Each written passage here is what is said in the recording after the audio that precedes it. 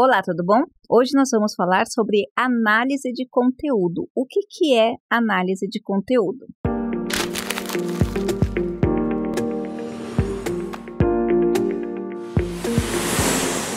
Bom, no mundo acadêmico, análise de conteúdo vai ser uma vertente, um formato de metodologia qualitativa. Alguns anos atrás, houve uma discussão muito forte. Por quê? Porque se fazia entrevistas e aí o enunciado era análise de discurso. No entanto, análise de discurso é uma teoria muito comum, principalmente em Marx, mas tem outras pessoas também que fizeram essa teoria, que discutiram sobre essa teoria do discurso. Desta forma, como resolver essa questão de linguagem, de teoria, de compreensão? Bardin achou um mecanismo bem interessante, colocado como análise de conteúdo. Bardin se escreve Bardin.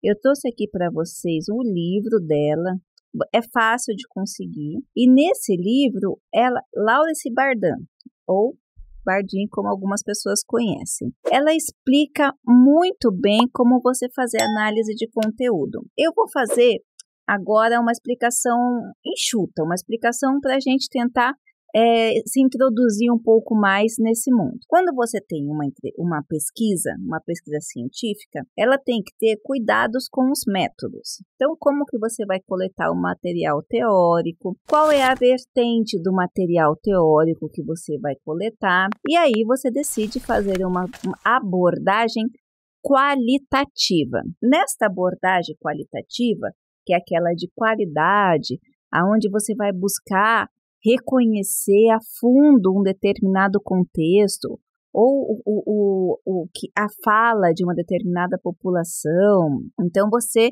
opta por fazer uma entrevista qualitativa com pessoas que vão atender bem aquele contexto. Vamos colocar um exemplo, vamos fazer assim. Eu quero entender o consumo de adolescentes de 13 a 15 anos do bairro do centro, né, um bairro ali, Bela Vista, da cidade de São Paulo. Então, você tem uma amostra bem delimitada, bem corretinha. E o que você vai fazer? Eu vou fazer uma entrevista com essas pessoas.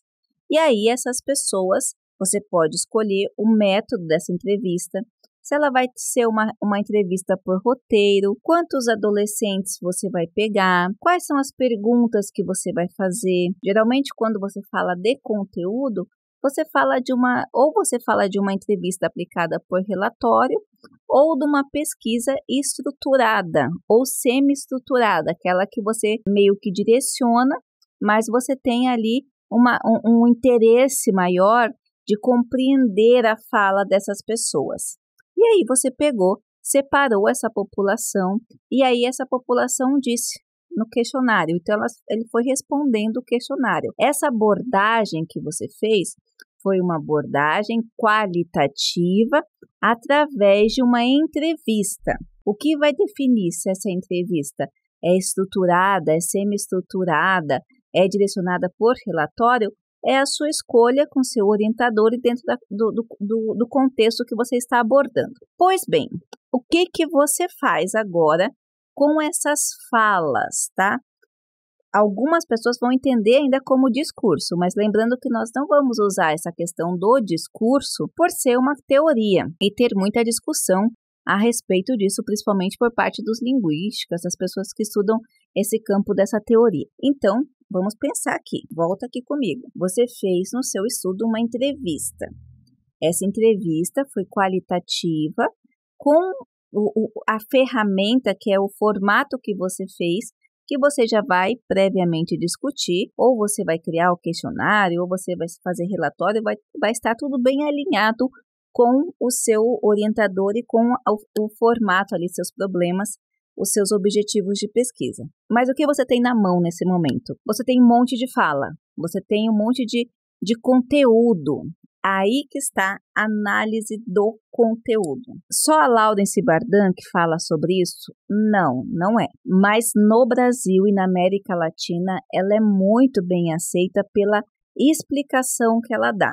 Então, eu coloquei aqui uma edição do livro dela, e aqui, ó, ela dá várias questões dos antecedentes históricos, ela fala sobre como chegou nessa questão da análise do conteúdo, fala sobre o campo, fala sobre pré-análise, dá vários exemplos aqui de como você pode fazer para coletar esses materiais. Mas o que a gente vai entender aqui? Que a análise de conteúdo, então, ela vai ser um método de tratar os dados, tá? Não só de coleta de dados, mas também de tratamento dos dados. Que dados? Quais são esses dados?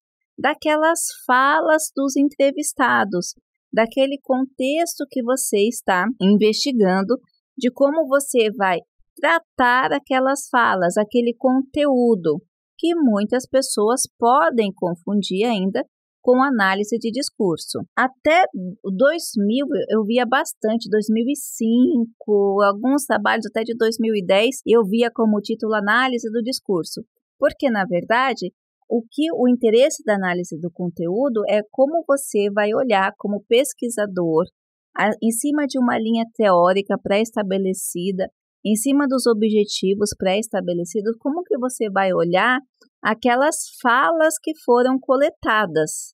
Aí que está a questão. Você vai olhar como que as pessoas responderam e como você vai tratar essas falas. A hipótese mais usada, não vamos usar hipótese porque senão você vai confundir com a hipótese de pesquisa. O formato mais usado para você fazer essa análise de conteúdo, de acordo com a Bardan, é fazer a categorização.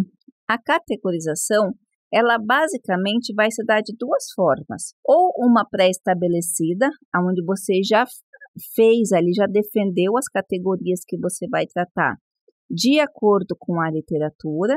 Então, por exemplo, eu estou analisando como uma série de casais se relacionam, por exemplo. Então, eu vou usar uma teoria específica e nomeei quatro categorias e vou discutindo ali dentro daquelas 4 categorias. Alguns professores chamam essas categorias de variáveis. Eu não vou discutir aqui se é certo ou errado chamar a categoria de análise de conteúdo de variável, porque isso vai muito da compreensão do mestre ou do doutor que está lhe direcionando. O que eu quero que você entenda é que você vai ter que pegar essas falas que foram produzidas e, para analisar, você vai ter que organizar essas falas. Elas não podem ficar soltas no trabalho, ou simplesmente, eu vou colocar aqui como colocar. Você vai ter que categorizar. Então, você vai categorizar ou previamente, já pensando em categorias para atender os seus objetivos, para atender o seu problema antes de aplicar a pesquisa, até mesmo para você organizar o próprio formato de pesquisa, ou você pode categorizar dependendo do que você for fazer.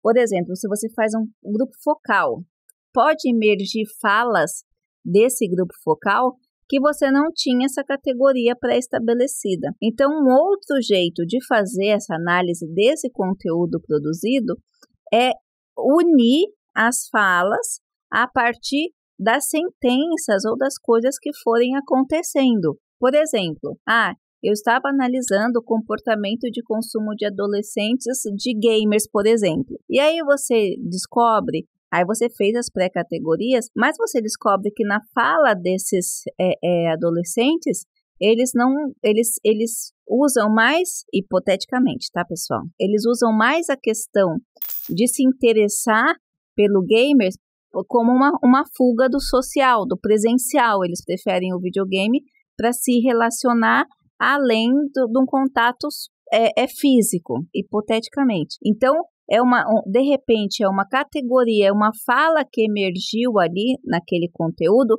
que você não estava esperando. Então, existe 2 jeitos e vai depender muito de como você está fazendo a sua metodologia. Ou você faz essa análise de conteúdo, esse conteúdo que surgiu através de categorias pré-estabelecidas, ou faz essa análise de conteúdo, categoriza depois de acordo com as falas, com a recorrência de falas que vão saindo. Vai depender muito do tratamento que você fez antes, do que você escolheu antes para coletar esses dados. Então, para a gente finalizar esse vídeo, análise de conteúdo é uma metodologia, uma abordagem de metodologia para você tanto coletar os dados quanto para você tratar os dados, que faz parte do rol de pesquisa qualitativa.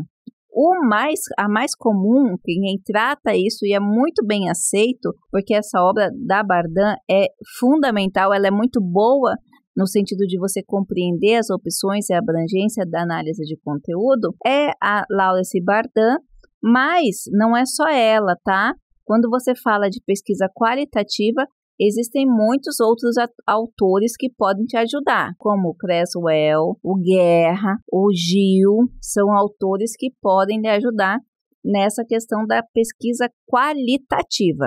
A análise de conteúdo vai estar dentro desse rol da pesquisa qualitativa, tá certo? Eu espero ter ajudado e não se esqueça de deixar o like, se inscrever no canal e suas perguntas, porque suas perguntas que fazem a gente compreender suas necessidades e trazer essas abordagens.